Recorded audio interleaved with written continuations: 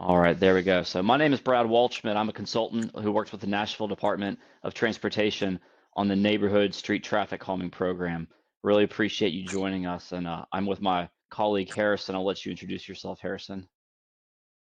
I'm Harrison Turner. I'm also a consultant that works with the Nashville Department of Transportation with the traffic calming program. Excellent. So we welcome everybody. Thank you for joining us. We are here to talk about Broadwell Drive and San Marcos Drive. This is the second of two meetings. I think the first meeting occurred I believe it was in April. And since then, we've been working with between 20 and 25 streets across Nashville, two of which are Broadwell and San Marcos, working on some traffic calming designs. And so what we want to do tonight is we have about a 12 or 15-minute presentation we'd like to go through, make sure we overview what traffic calming is, talk about the design that we've proposed for traffic calming along Broadwell Drive and San Marcos Drive. Also talk about the next steps of what's going to happen next.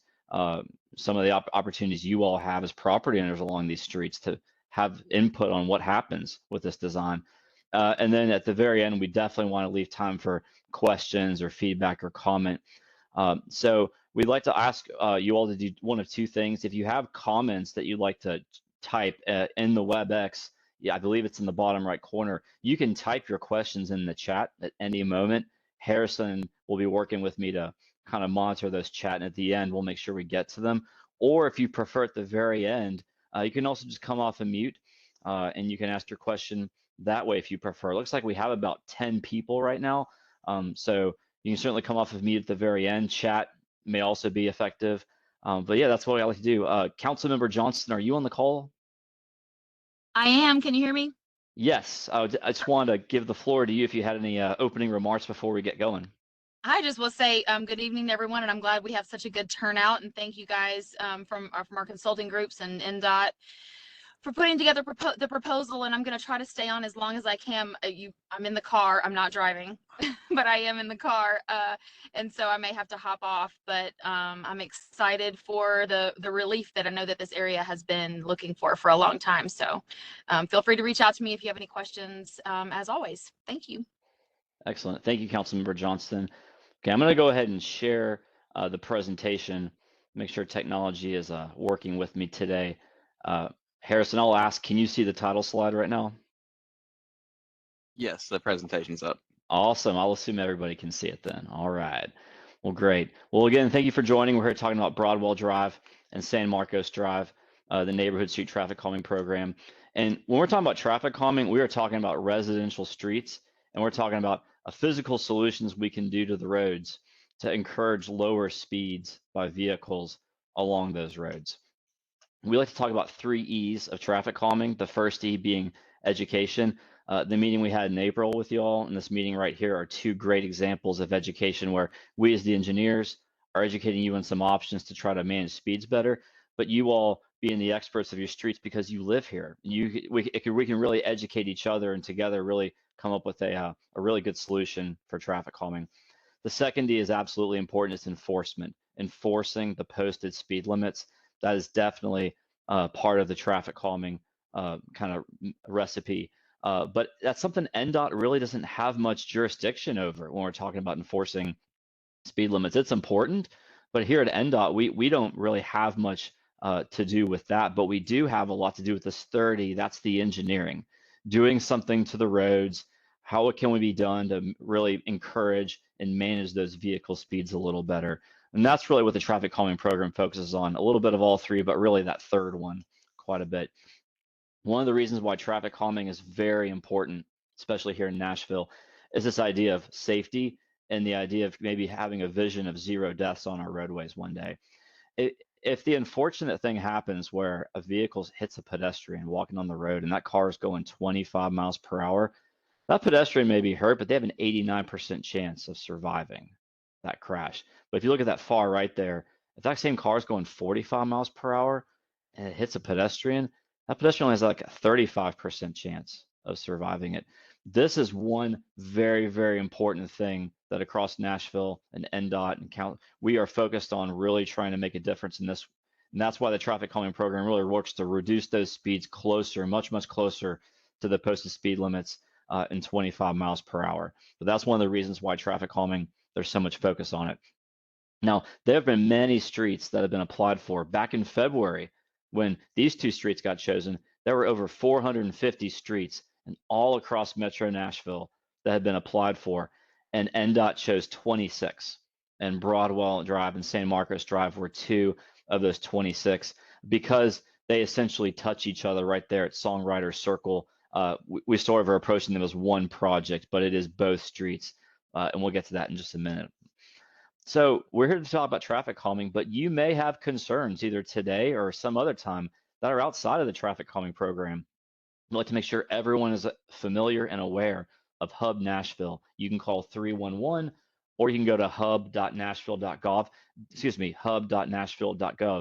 This is for things like if you think there's missing stop signs that should be up, you can submit that.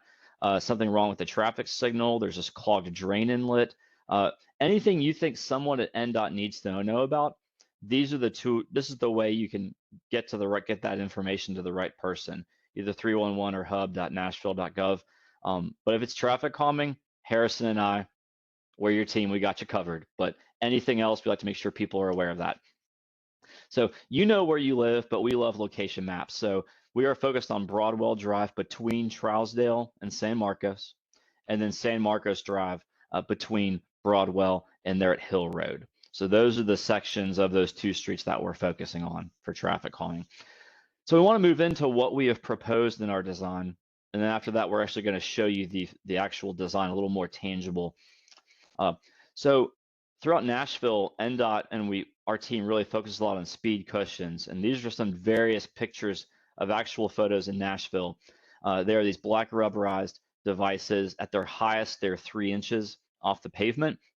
And they are very effective in managing vehicle speeds. You may have seen something called speed tables also, where instead of these gaps in between, the black rubberized device actually goes all the way across the road. Oftentimes we lean toward these speed cushions, which have the gaps.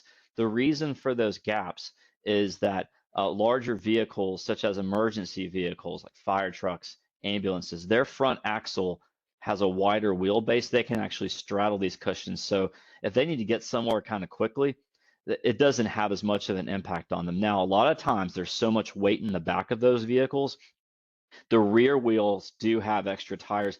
They may still actually go up on the cushions a little bit, but it's usually on the ramp up parts, not directly over them like they would something flush. So that's the reason why the cushions are proposed on many streets. That's why we've proposed them on Broadwell Drive and San Marcos Drive. Now, we like to make sure people see that NDOT has done studies. They've done some before and after studies, and we've determined, yes, these speed cushions are definitely effective at reducing the speeds, whether we're talking about the average speed or something us engineers like to focus on, the 85th percentile speed. When we look at before speeds and after speeds, these things are working. That's one reason why NDOT's also continuing to propose them in a lot of traffic calming designs across the city. So this is a very high level map. We have about 5 or 6 slides. This is a zoomed out one, but then we're going to get very zoomed in and go along each street. What you can see here is we're proposing speed cushions at 3 locations along Broadwell Drive and 3 locations along San Marcos Drive. So 6 total, 3 on each street. We didn't just decide each to get the same number of street. They're the same number. We actually looked at the length, where some steep hills are that we can't put cushions right on steep hills, avoiding putting them right in front of people's driveways, and it ended up that both streets are about the same length and have, it kind of worked out where 3 was the right design for both. And we're proposing those speed cushions. So what I want to do now is kind of zoom in here. We're going to start on Broadwell right near Trousdale and kind of work our way east towards San Marcos. So this first slide has 2 speed cushion locations, and you can see that many of these are going to have those diamond yellow warning signs. So as vehicles are driving along these, not only will they see the speed cushions on the road, they'll also see these signs, so they really know something's coming up, hopefully to encourage those slower speeds also. That first location, as we're starting at Trousdale and going east, I'm going to read off the street numbers just because I don't know how the quality is sharing the screen. That first set of speed cushions is in front of 492 and 493. And then as we keep going through Stallworth Drive there, the next set is right there in front of 485. So those are the properties that our cushions are proposed in based on this design. I'm going to go to the next slide, and we'll see that last one on Broadwell is kind of positioned between or right in front of 476 and 477 Broadwell Drive. Then as we make the turn and near Songwriter Circle and we head south, right before you go up that steep hill, we have our first speed cushion location on San Marcos, kind of in front of 5408. I believe it's just north of that bridge that goes over that creek, I believe, or that stream. But that's where that first cushion is, right as you are going south down on the page, right before you go up the hill. We can't put these speed cushions right on steep hills. It could actually like shear off. We can't really do that. But we do try to put speed cushions at the bottom and top of these hills. And so this one would be at the bottom. As we go to the next slide, we have rotated our north arrow, so apologies for that. But you can see basically if we're starting from the left, that's just south of Woodhurst Drive, kind of near the top of that hill. That speed cushion location is proposed in front of 5420 and 5421. And then keep going south. And then the last set of speed cushions proposed on San Marcos Drive is in front of 5440 and kind of just north of that driveway of 5441. And then this is an example of if you were sort of looking directly above cushions, looking down, what it would look like. The picture on the left is essentially what it would look like along Broadwell Drive. And then with San Marcos Drive, because of those bike lanes, the picture on the right is representative of what this would all look like, kind of again, right on top, looking straight down along San Marcos Drive. We know there may be some feedback or questions on this design. We have maybe, I don't know, 5 or 6 more slides, but we can definitely come back to this when it's time for comments and questions. So don't worry, we can definitely talk about that a little more. So in regards to this whole process, we're here at meeting 2. The next step is very exciting. Every residential property owner along Broadwell and along San Marcos will get the chance to vote. You will get the chance to vote on whether you want this traffic calming design, yes or no.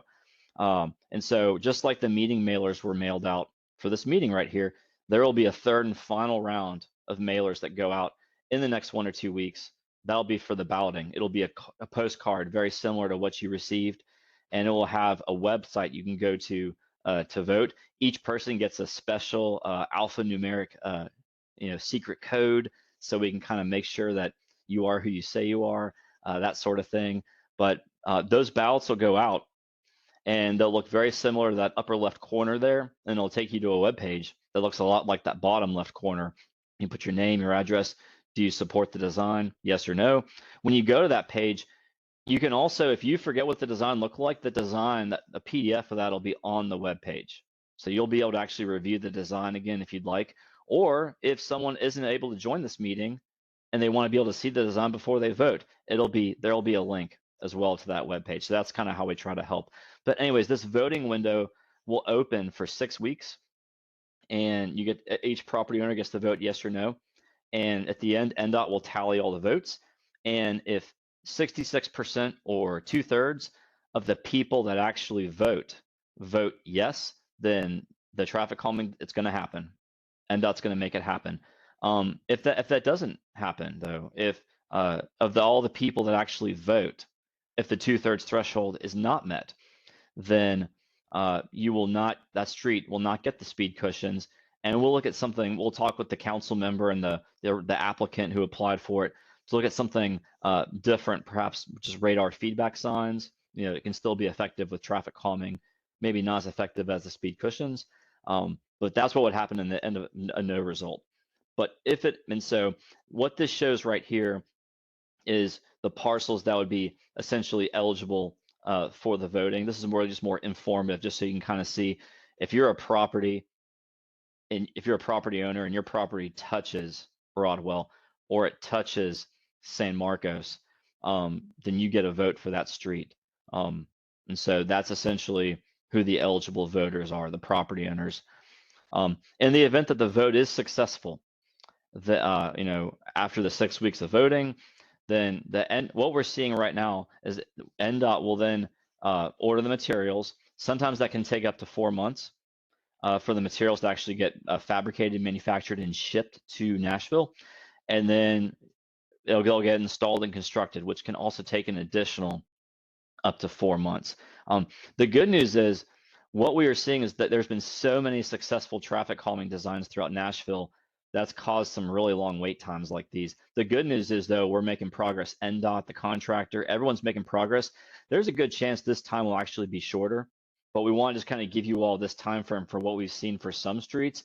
But there's a lot of focus on trying to decrease this time to try to get these speed cushions out a little faster if the vote is successful. So this kind of gives people a general idea of what the next steps would look like. So thank you very much. That's kind of the end of our, I guess, the part of the presentation. What I'd love to do is make sure we can get feedback or answer any questions there might be. Harrison, I'm gonna go to you first. Have there been any questions in the chat box at all? We have not yet received anything in the chat box that I've seen, but if anybody has any questions, feel free to drop them in the chat and we'll get to them. Yeah, sounds great. People, people can feel free to type questions in the chat, or if you'd like to come off of mute, that's perfectly fine as well. Looks like we ended up around 12 people, so hopefully, asking people to come off of mute won't be too hectic. Hi, this is Mike Murphy on Broadwell. What's Yes. the life expectancy of those speed cushions, and is there a planned replacement for them as they wear? Yes, very good question, Mike. I'm not sure what the life expectancy is of the speed cushions. As an engineer, I like to have a definite answer when I know it, and I don't know what it is. It's multiple years, but I couldn't tell you off the top of my head. I do know that they're fabricated to last.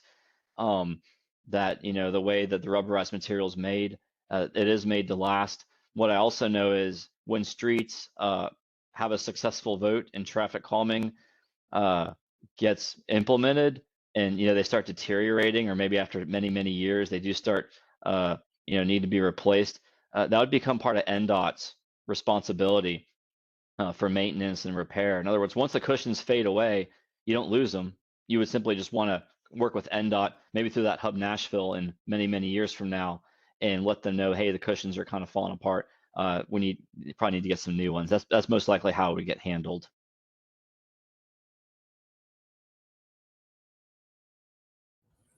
Hi, this is Daniel Dubois in San Marcos. We saw some of the speeds drop whenever they installed the bumpers there to kind of create the bike walk lane, which was terrific. As someone that walked to Granbury for 10 years, we were very appreciative of that. Was that considered in the design phase as maybe leaning into that as an approach versus the bumpers, or the cushions? Gotcha. So I may not answer your question the best, but I'll give it my best shot. I was not involved when the I guess the walkway, the buffered bike lane went in. I know that was also with the neighborhood and maybe the council member and NDOT, Public Works at the time. I'm not sure. What I can tell you is for this design, San Marcos and Broadwell got selected because of data we were getting, even speed data. And what we did is we did account for that in our design, and the fact that we wanted to make sure we weren't causing any negative impacts so we didn't want to put a speed cushion right in the middle of that bike lane, for instance, or do anything like that. So I would say we considered it in the fact that you can see, I guess normally we would have put the same picture that's on the upper left on my screen right now. We would have done the same for maybe Broadwell and San Marcos, but knowing San Marcos has the bike lanes kind of like Hill Road does as well, we kind of designed it that way instead. So that's probably the best answer I have as far as how we considered it. We considered it like we consider all widths of roads and how to best put these speed cushions in without maybe creating any negative consequences.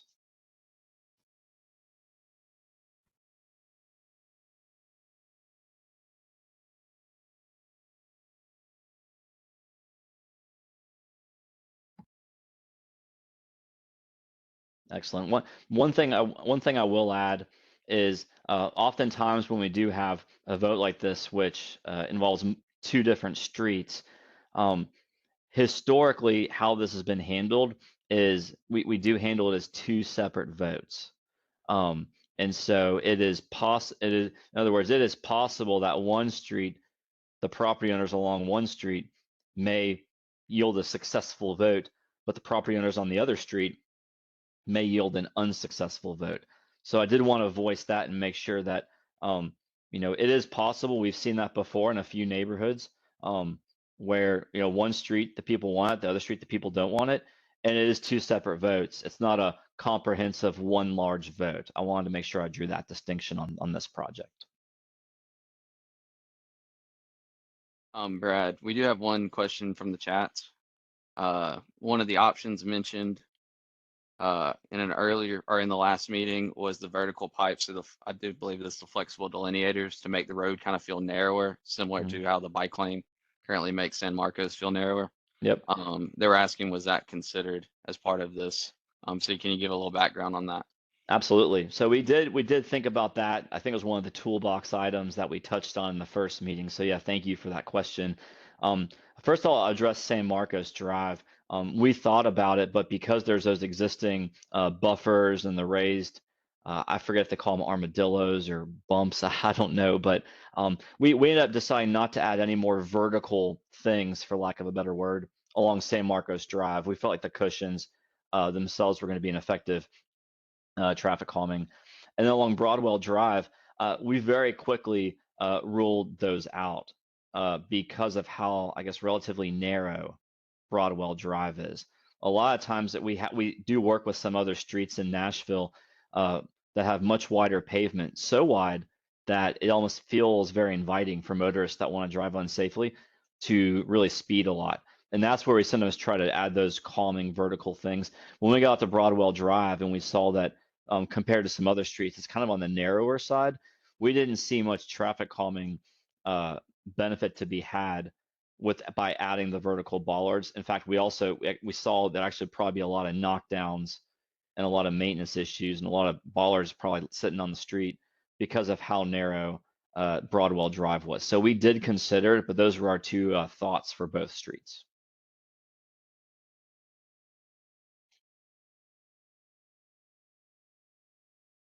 I'll add about those bollards because we had them on Blackman Road, and Blackman is obviously a different animal than Broadwell, but I will say they get hit so often, and when you don't have to hit them very hard and they go down.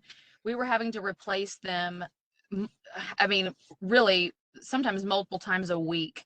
And it just got to the point that the maintenance of it was so ridiculous that they became ineffective because for the most part, they were always on the ground and we were waiting for NDOT to come back and replace them. So it just really was sort of, it ended up being ineffective. If people would slow down and not hit them, it may have been effective, but that's not how it worked out. So. Right. Thank you, Councilmember. And Councilmember, on can you remind me on Blackman, was it one of the yellow bollards that kind of goes in the middle of the road? Yeah, they just look like poles. Mm-hmm. And they're put into the in the center line, however many feet. I don't, that's the engineer's deal. And they did it in conjunction with the zigzag lines that I think they call them. What is that called? Anyway, the zigzag. Yeah, I'm not sure there's a really technical term for it. I've heard the term, but anyway, it doesn't matter. But yeah, so the zigzag lines are still there, which they probably need to come up at this point. But the bollards went in conjunction with those, but it just very, very quickly became more of a nuisance than anything because they were constantly off on the side of the road because people would just hit them. So we tried. No.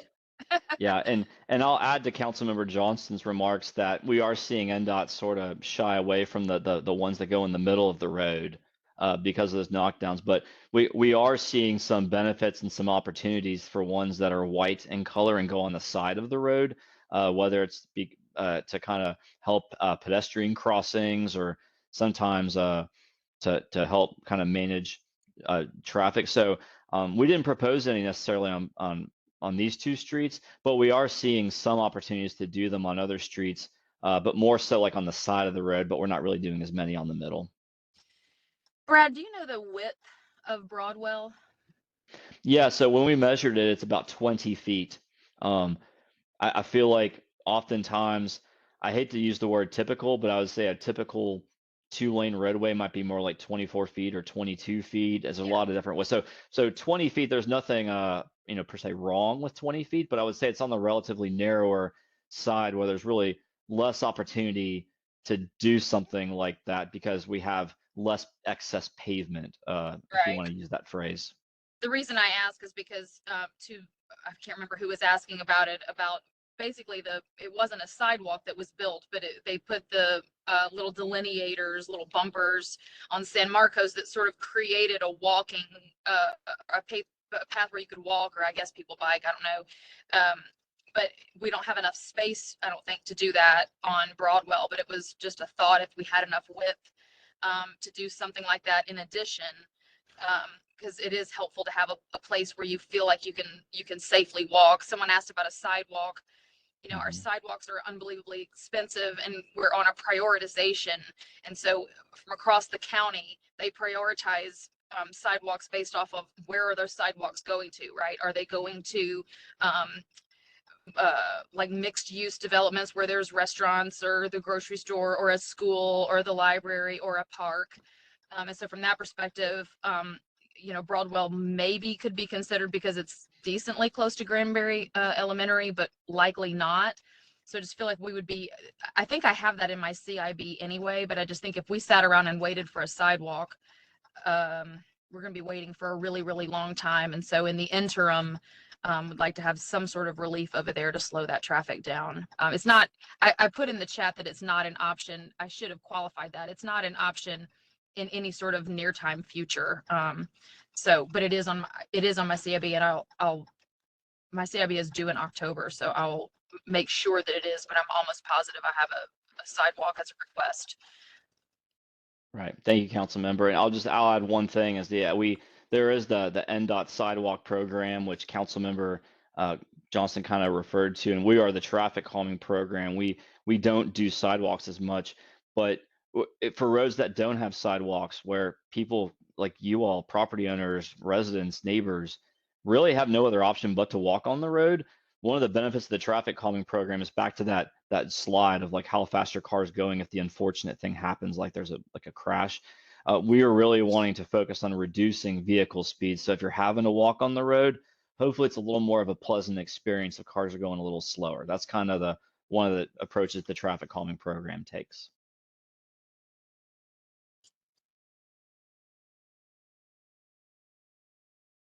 Excellent. This is wonderful. What other feedback or questions does the group have?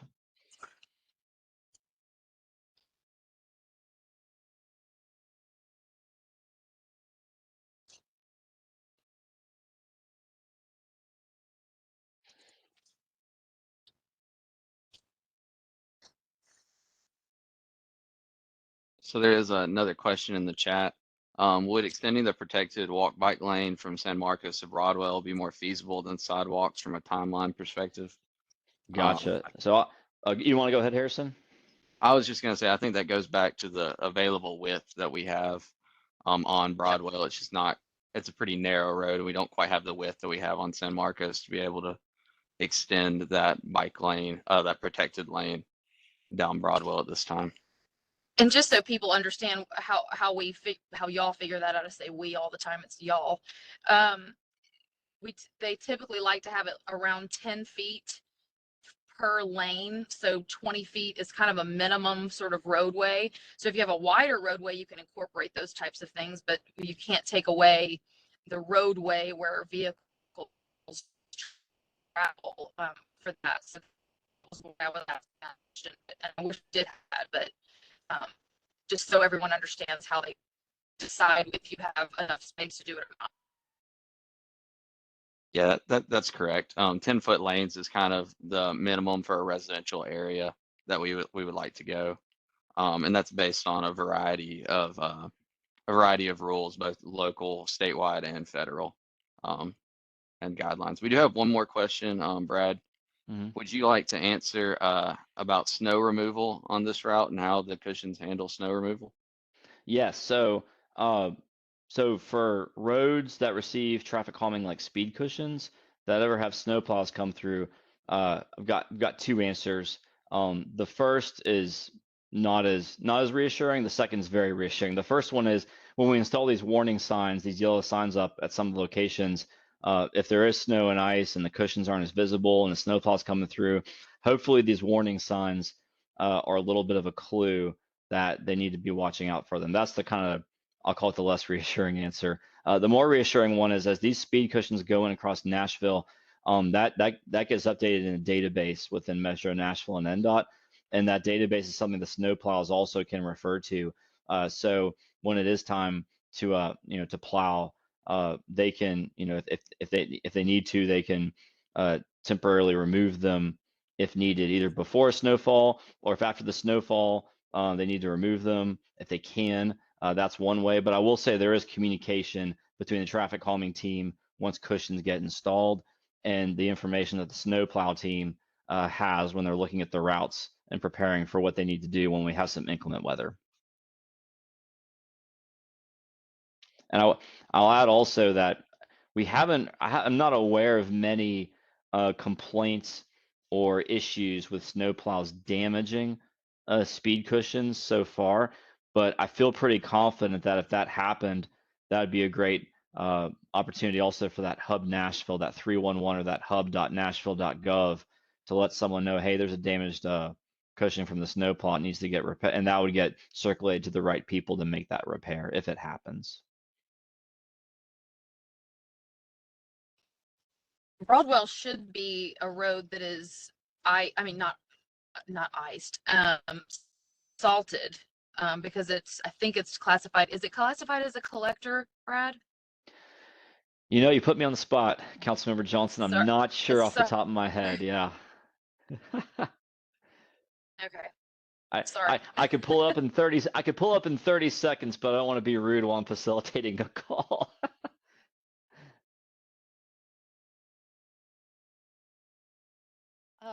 Courtney, I live at 499 Broadwell, and I Mhm. can tell you the salt truck comes down Trousdale, turns around, and goes back up.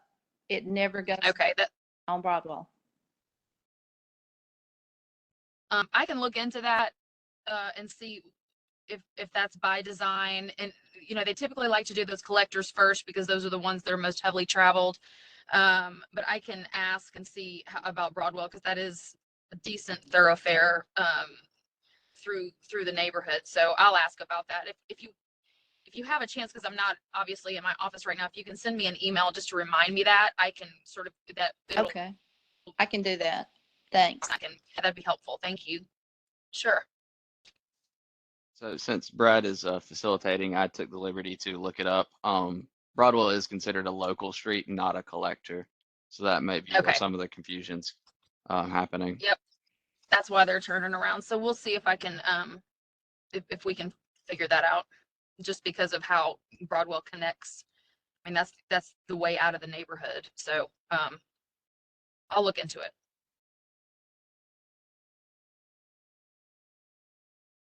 Excellent.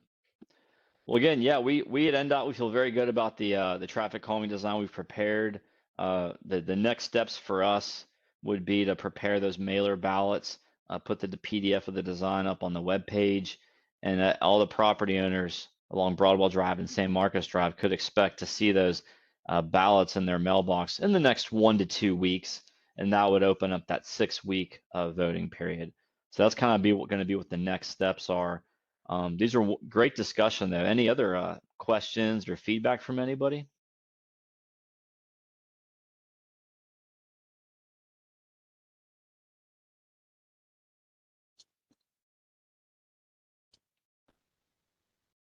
Excellent. Well, sounds like everyone's good, so we won't hold anybody out any longer on a Thursday evening. Thank you, everybody. Thank you, Councilmember Johnston. Appreciate y'all's time tonight, and yeah, you can expect to see those mailer ballots in the next few weeks.